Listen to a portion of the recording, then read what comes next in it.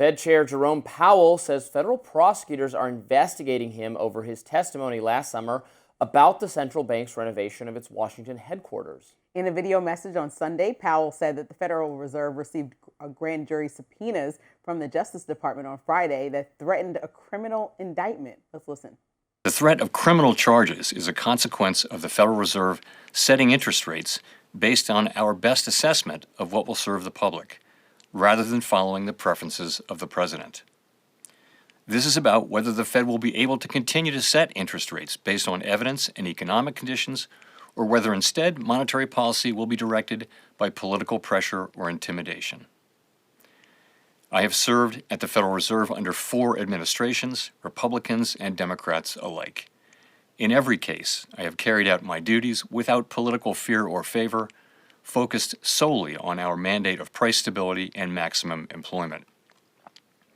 Public service sometimes requires standing firm in the face of threats.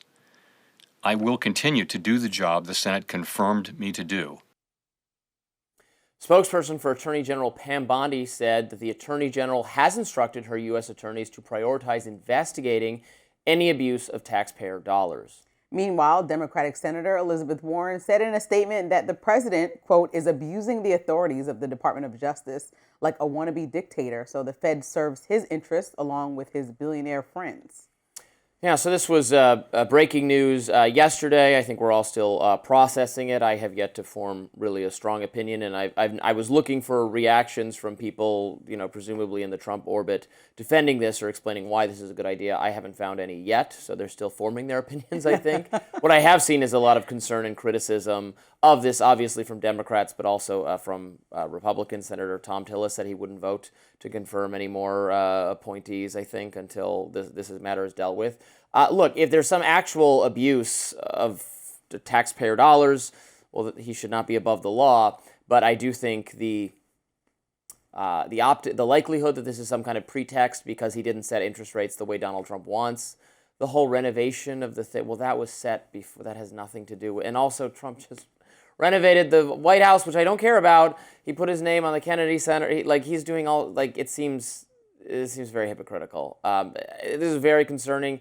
The independence of the Fed, I could take it or leave it, but I could take or leave the Fed as an institution, frankly. A lot of my fellow libertarians want it abolished outright, but it should not just be setting interest rates the way the president wants.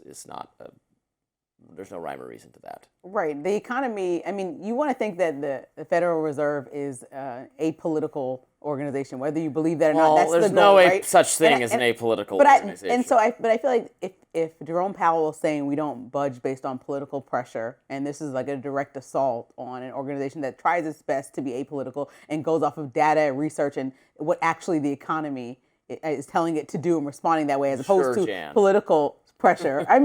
Isn't that what we want? We don't want if Biden says these companies, right. Or you don't want anybody getting pressure, because who is President Trump getting pressure from? His donors and possible people saying, if you just drop this. Well, right, but they have incentives too to their own institution. Their own institution has political incentives.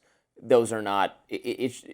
So the idea that it's going to be apolitical is, I think, not. But I just don't think this is about renovations. I know that President Trump was on speaking to someone from NBC News, and he said he has no idea about this, but he knows that he's really, really bad at building. So there goes the petty jab to let you know, this has nothing to do with me, but I'm going to be petty about it. It probably does have something to do with him, and it's just because Trump said jump and he didn't jump, and so this is retaliation. And I don't think, again, consistently, that's not how we want our government to work, because Trump said so, you didn't do it, now you're being punished. Yeah, this one makes me very nervous, and we'll have to wait to see what comes of it, but not good. Coming up, CNN's Jake Tapper pressed DHS Secretary Kristi Noem over the deadly ICE shooting in Minnesota. I'll discuss that and the Trump administration's response to the tragedy next. Stick around.